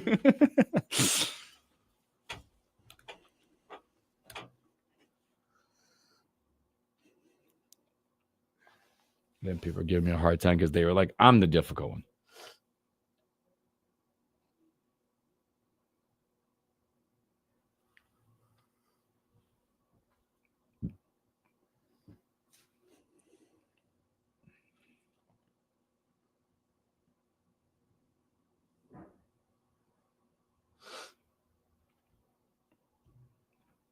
You even talk about the gentleman that punched the ref in a game. Did that happen? I saw that Deron Payne punched Amon-Ra St. Brown. Is that what I thought was the ref? Punched Amon-Ra St. Is Brown. that who it was? Mm-hmm. I thought it was the ref. I saw a captain said the ref. Now Payne, Amon-Ra St. Brown did the Trump dance with Trump in attendance, and then Deron Payne punched him. So amazing.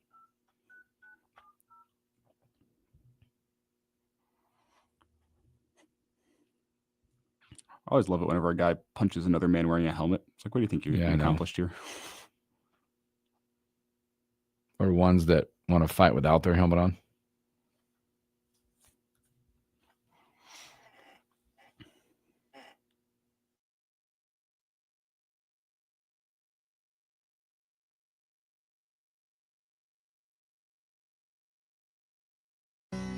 The legend lives on from the Chippewa on down at the big lake they call Gitchagumi. The lake, it is said, never gives up her dead when the skies of November. Welcome back in the morning hookup. We're efforting one Evan Bland. My word, Harold. Hopefully he didn't get caught up in the old air travel swirl. It's always possible. But he was out. I know he was out in Pasadena, so we'll get his take coming up. His trip, because it's just a unique venue. It's unique because it's also a stadium that is not like Nebraska or the one like this. It goes out. A little historic site. We got our guy? No, not yet. Not yet. Oh, wait. But we do have the Edmund Fitzgerald, the record of the Edmund Fitzgerald, played by Gordon Lightfoot. Yeah, right here. This is it. I know the song. I think we got Evan on. Oh, we'll give it a second. We'll make sure we get flipped over. Properly. I just thought maybe I was hoping we were worried about the travel. I was worried about travel. But we got our guy from Omaha World Herald, Evan Bland. Evan, happy Victory Monday. Hey guys, how's it going? We're good. We just, we're efforting. We were like, man, I hope he didn't caught up in the old air travel world that's happening out there. Did you make it back? You spent a couple extra days in California. What's the travel like for you? Made it back without issue, though. There's kind of that sense of unease because, there's a 1 in 10 chance that your flight just won't happen. But on the way out, it was a little delayed. I think that the limited number of air traffic controllers contributed to that a little bit. But no, we got lucky. What I'll tell you though, what I didn't realize about the government shutdown affecting air travel is actually how it trickles down to car rentals. Mm-hmm. So we waited in line for an hour to get a car because there weren't any, because people had been turning to car rentals when their flights got canceled. So it was literally people were bringing their cars back and then giving them to people that were in line. That was how limited it was. So that to me is the crazy part. If you're going to get a car rental, look out. You might want to build in a little bit of wait time on that. Well, Evan, let's talk about let's go with the pageantry of the Rose Bowl. First of all, I was out there as well.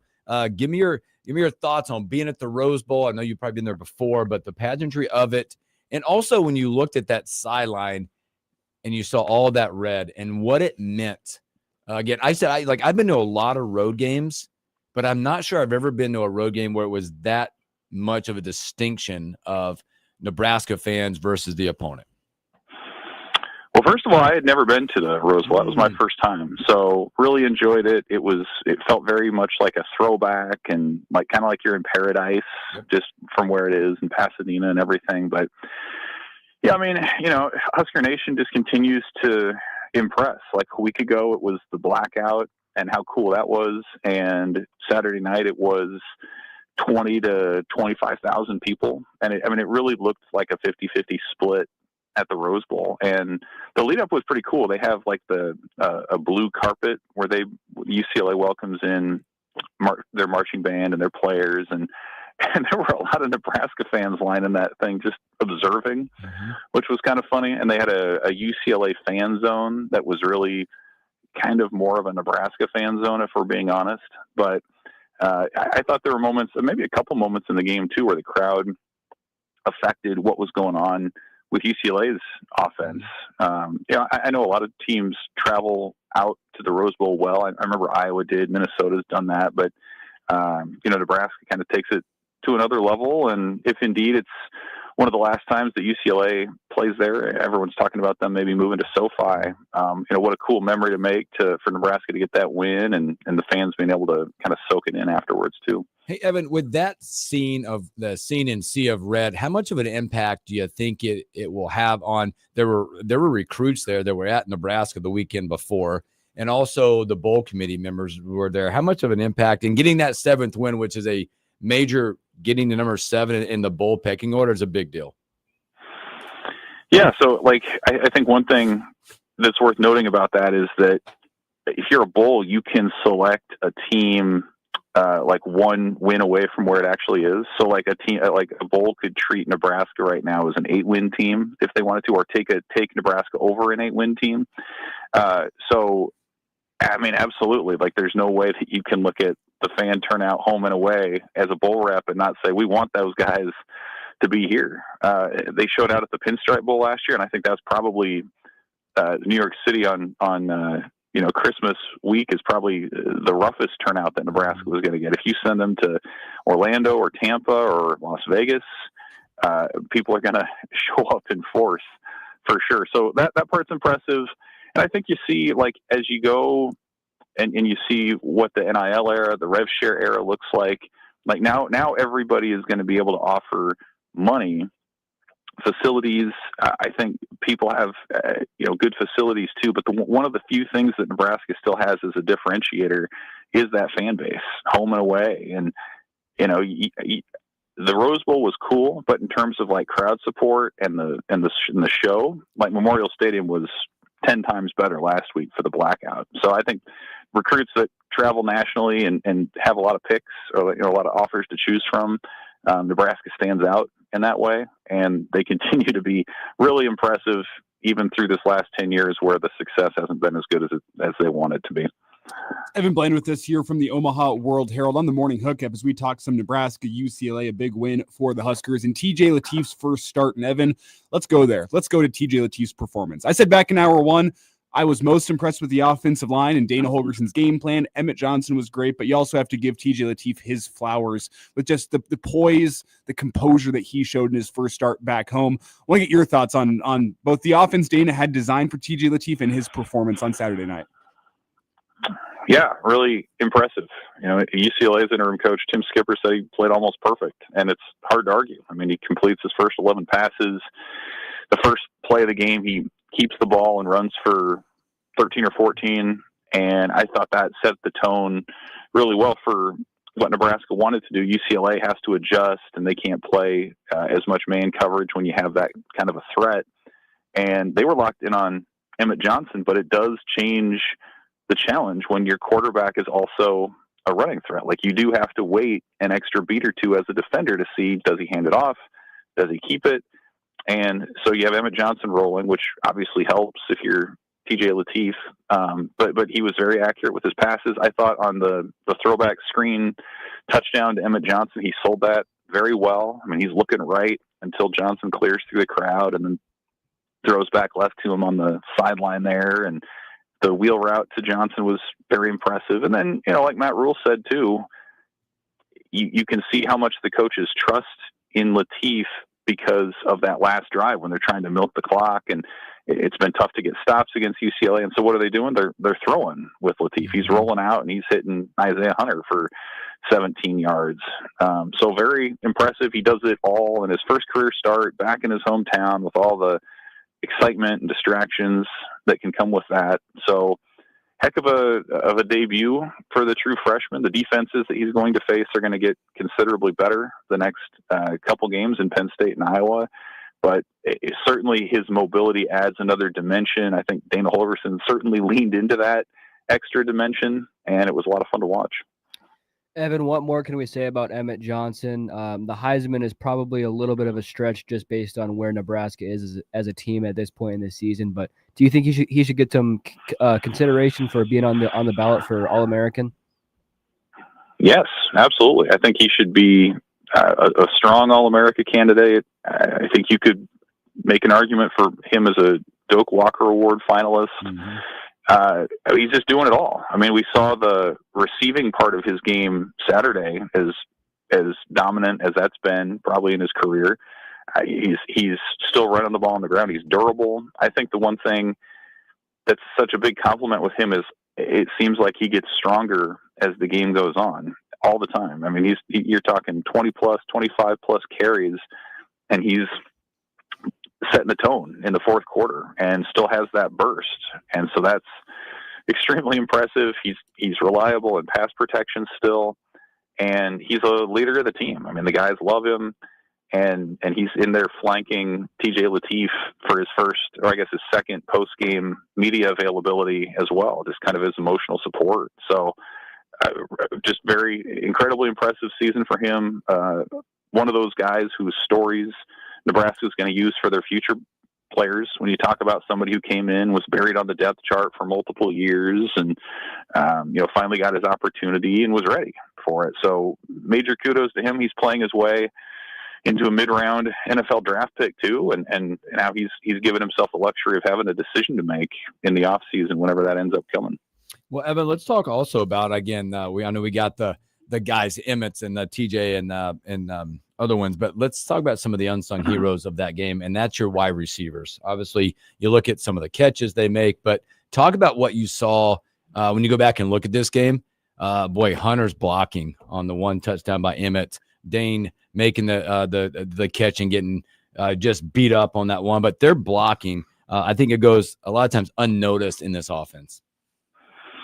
Well, think about where it was a year ago at this time when Dana Holgorsen comes in and calls them out, right? Mm-hmm. As it being one of the weakest parts of what the team was doing. And it's absolutely turned around. Like the message last week was everybody do your job at a high level so TJ Latif can just do his job. I mean, the receivers embodied that approach where even on that early touchdown when Latif hits Ja'Cory Barney and he catches the ball over the goal line and then gets smashed out of bounds. Like that's a difficult catch that Barney helped out as true freshman and set the tone. And Isaiah Hunter caught a couple balls in traffic as well. And Dane Keep probably statistically isn't having the year that he had hoped or that maybe fans expected him to have, but he's still, your point, making an impact in other places as a blocker, as a leader. I think he is drawing away some defenders just in terms of the attention that they give him that opens things up for some other guys. So it's been a really strong receiving core, maybe not quite as deep as you'd like. I kind of thought maybe guys like Cortez Mills or Quinn Clark would see a bigger role earlier this year than they've ended up having, but certainly that trio of Barney and Hunter and Key has been durable. It's been reliable. And, a big reason why this offense is starting to get back on track. Evan, to flip it around to the defensive side of the ball, Nebraska's run defense remains porous, but they found a way to overcome. You have a couple teams coming up, not to look too far ahead, but Penn State and Iowa that are both going to want to run the football on this defense. How do you feel about their performance on Saturday night and what it means for this team going forward? I thought it was okay. Yeah, I mean, they were playing their 6th game in 6 weeks, and so there's going to be a physical toll for sure that this bye week should help alleviate a little bit. I thought they swarmed decently well, and like we know that they just at this point they don't have a Ty Robinson or a Nash Huntmaker on the team, but I do think they've been fairly sound, and like I don't overreact too much to the Nico Iamaleava runs. I mean, that guy is a next level athlete, and Nebraska's not going to see that kind of a quarterback run threat these last 2 weeks. They're just not. So like, I thought they actually did a good job saying, okay, let's take away UCLA's other skill guys. Kind of like in basketball, like when you have a star, just make sure he's doing all the work. It kind of felt like that's what they were doing with UCLA's quarterback, where second and long, third and long, or mid-range, and you just kind of knew he was going to be the one to run. And yeah, you want to stop those more and probably contain those better than what Nebraska did, but their receivers really didn't get involved that much. Their traditional run game wasn't overly effective, certainly not to the extent that USC's was a week earlier. So I think they know what they are at this point, and I think that's good enough. And you pair that with what the offense is doing on the other side, I think they're good enough to keep Nebraska in every game. And the Penn State and Iowa offenses are not explosive by any means, so you know what they're going to do. And I think Nebraska feels like it has a strong enough secondary that it can get away with playing man on the back end and devoting a little bit more to the run here these last 2 weeks. So that'd be my anticipation for what they do. And I think they're actually in a fairly decent spot, even knowing that they're going to have to upgrade some positions in the offseason. It's Evan Bland with us from the Omaha World Herald. And Evan, what a time to be a Husker. Not just football getting a win, but also wrestling, girls basketball, men's basketball. How we feeling right now with the rest of the season coming up for not just football, but also the rest of these programs? Yeah, it should be a fun winter. I mean, the fall's not over. Volleyball continues to roll, and women's soccer is doing well. But yeah, both basketball teams are starting strong. Wrestling is going to be bona fide top 5. The home atmospheres that they're setting at Devaney is a cool thing. It's really neat to see Mark Manning's program take that next step. And it always is measured out in those Directors' Cup standings at the end of the year. And Nebraska last year, I think, was as good as it's been in at least 10 years. Looks like it's on track to do that again. So the athletic department as a whole is looking awfully healthy. People focus on football, but there's a lot of other good stuff going on for sure.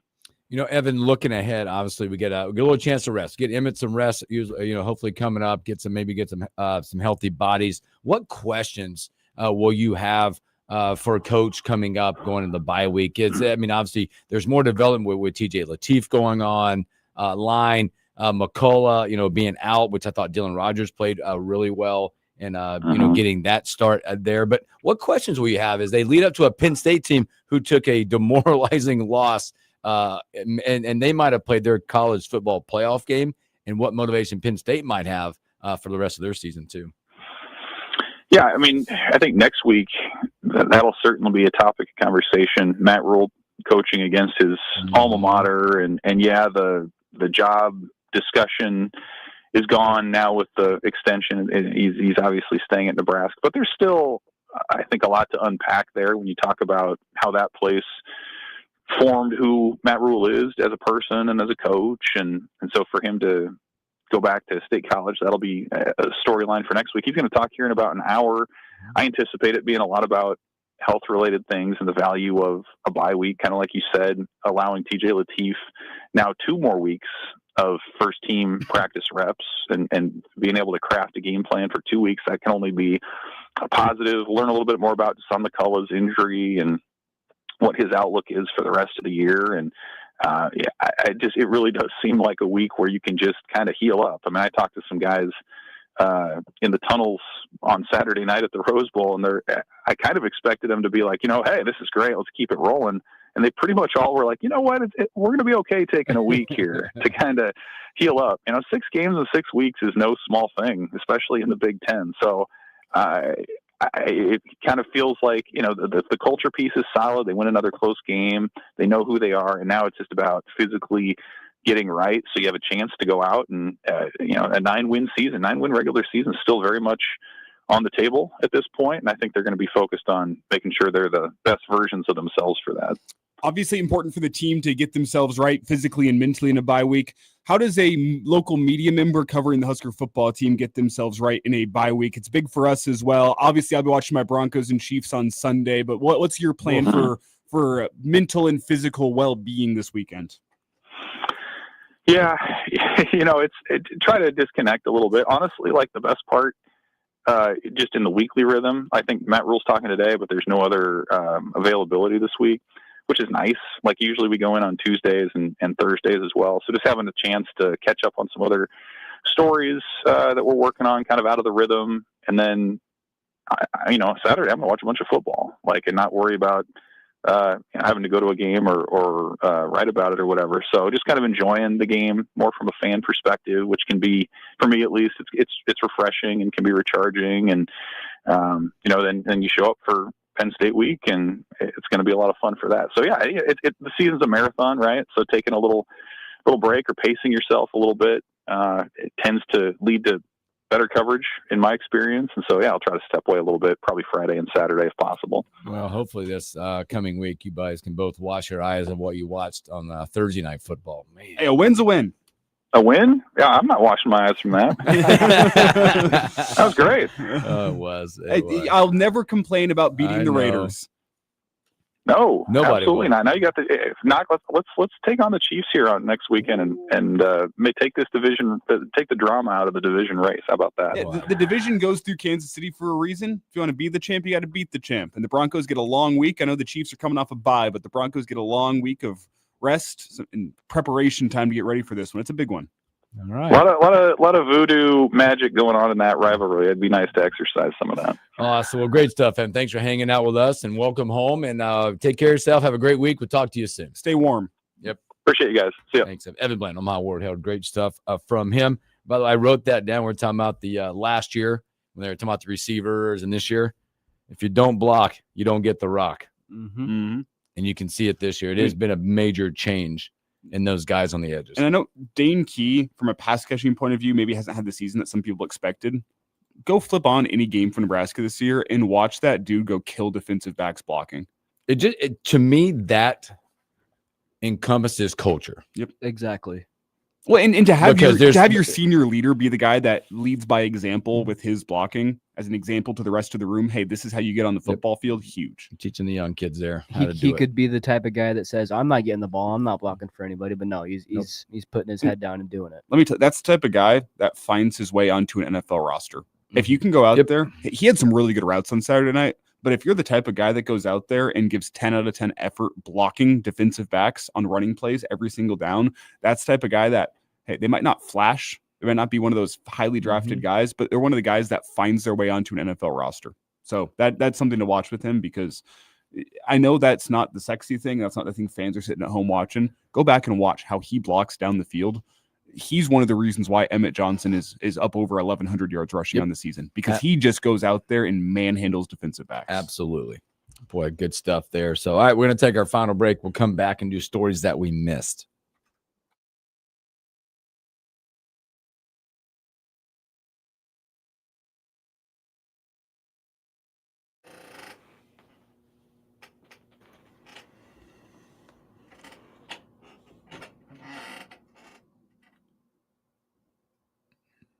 Good stuff.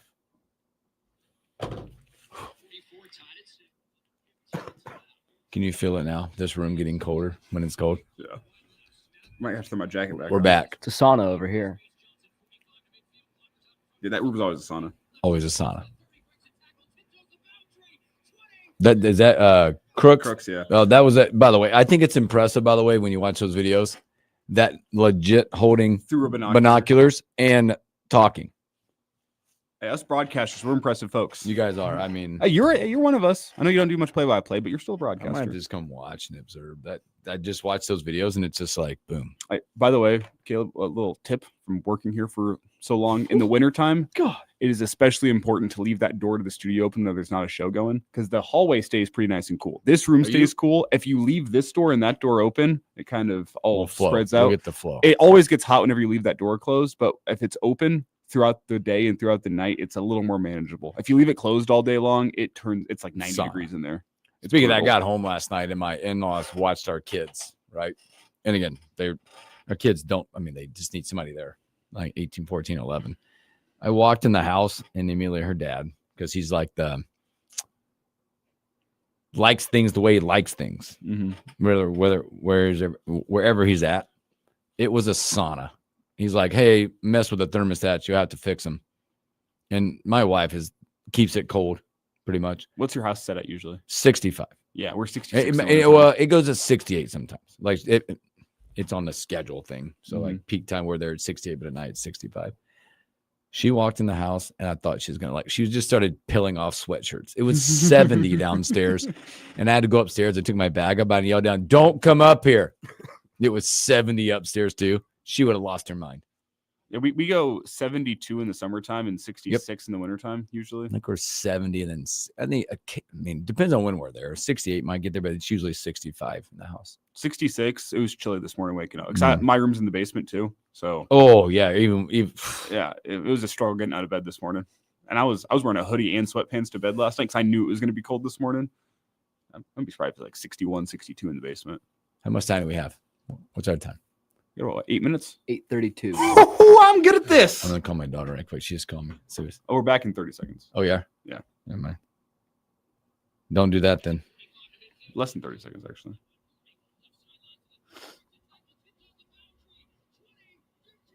He's got a great voice.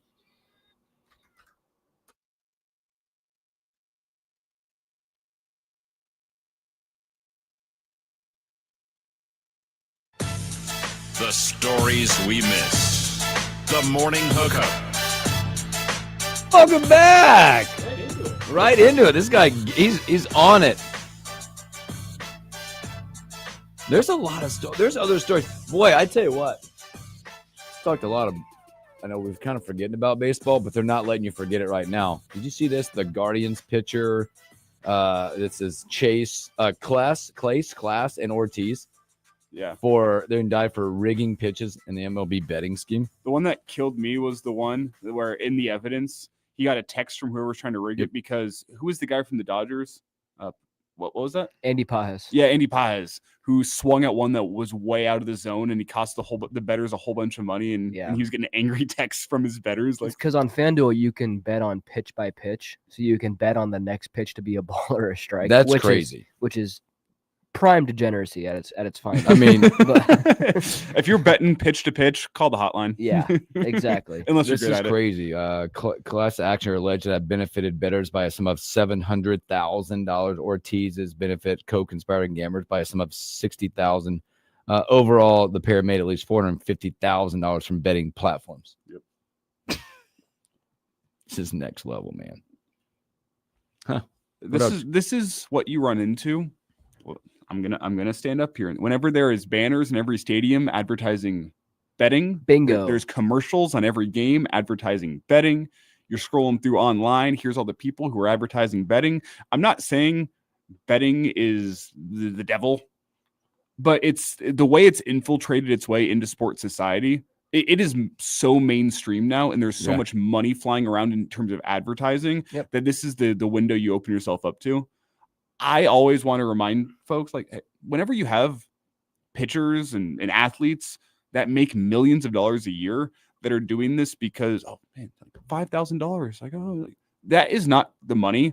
That is the addiction. Yes. And with a lot of these guys, they find themselves in debt, and then they turn to these schemes because the people that they're in debt to need to make some money back. It is not in my opinion, a black stain on their character. It's a fact that we have a gambling issue in America, and it's the heart of the issue is not that these people are bad folks. It's that gambling has infiltrated its way into society in a way. And hey, I try to, like, I know we bet against the line here on this show and on Sports Talk, and that's a part of the issue, but we do it because it sets a realistic expectation for what a game should be.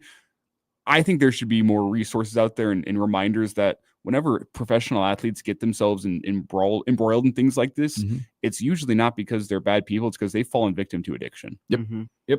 And in Well one way, shape, or form, that has led to them trying to skew the results of their baseball games or basketball games or football games, whatever it may be. Gambling is not the heart of the issue. Addiction's the heart of the issue. And the fact that gambling has become so mainstream just feeds into that. So I want to make sure that correct. Get that off my chest. Well here. said. I know there's going to be a lot of people out there. These are bad people. Look at them rigging the results of baseball games and the results of pitches. No, let's call it what it is. It is. Yep. You start doing that because of addiction first and foremost. So, nope. Well said. Well said. Got anything YZ over there? I do have one. Did you? Okay. Did you guys see the? I think it's Kike Hernandez, where he told the story of what happened on that in the ninth inning. Whenever he gets trucked out on the warning track, he told his version of events, and it was pretty funny. I didn't send it off, so I'll paraphrase here. But he said he felt like an NBA player getting dunked on. He's going for the catch, and then here comes, who was it over the top again? I'm not sure.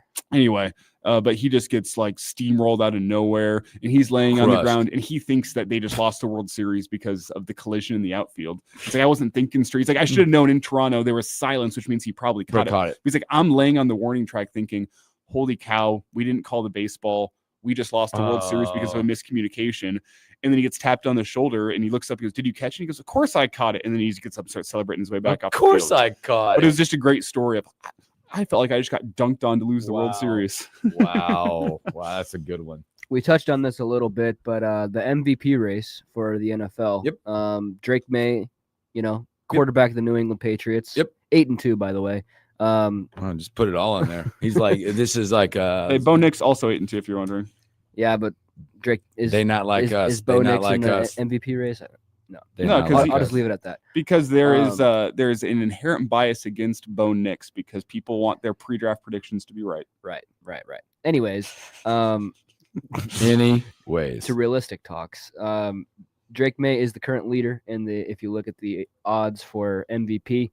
But honestly, Jonathan Taylor should be the favorite, and also I think Matthew Stafford should be up there. Jonathan Taylor is currently 4th, Mahomes 3rd, Stafford 2, Drake May 1. You see Stafford's the stat on Stafford. The last 6 games, 20 touchdowns, no interceptions.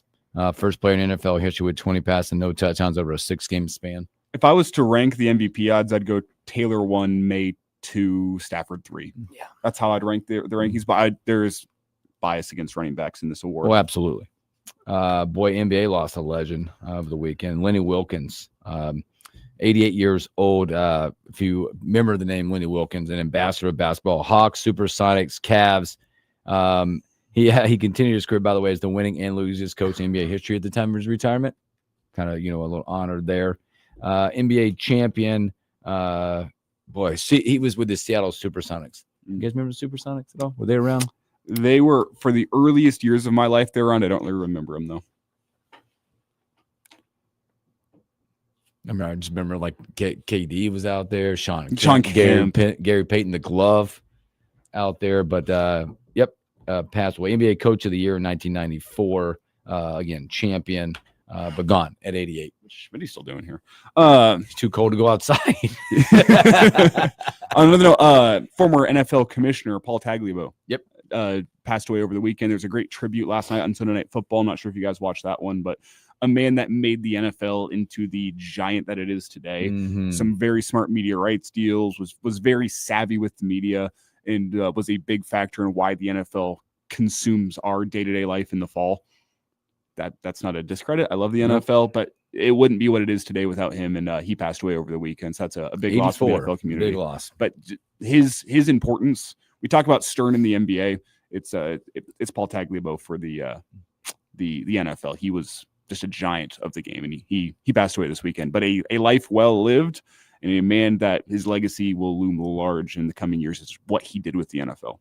Well, we missed some Nebraska news. What? Nebraska basketball got a commit. 4-star, top 100 player. Not going to be able to say is it Lanier? Lanier. Jacob Lanier, lengthy guard, 6'5", 180 guard. That'll be interesting to watch him in this new look Hoiberg offense. I think he'll fit quite well. Elijah, do you have any backstory on like what his game is? As long as he shoots 35% or more from three, you're in. Just as you kind of said, lengthy ball handler, gets to the rack. He can shoot it well enough, but he is one of those athlete. What would I compare him to? A slightly taller Trey McGowan's. He's not Bryce McGowan's, but a slightly taller Trey McGowan's. He's got the explosive. He wants to get downhill. He wants to get to the rack. Speaking of that, Bryce Williams, phenomenal start to his G League career. Yeah. He had a great night out there. So Bryce Williams would be a good comparison for him, actually. All right, tomorrow, Robin Washit, HuskerOnline.com, Brian Munson, HuskerOnline.com, and a whole lot of you guys. Catch you tomorrow.